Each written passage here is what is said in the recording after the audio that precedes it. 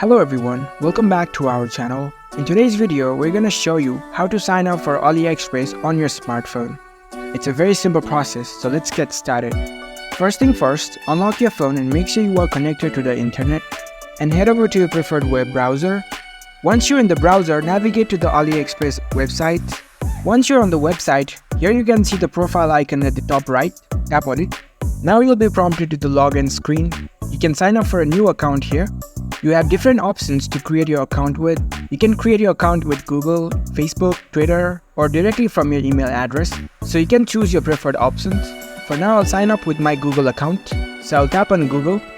It will ask you to choose the Google account saved in your device. Tap on continue.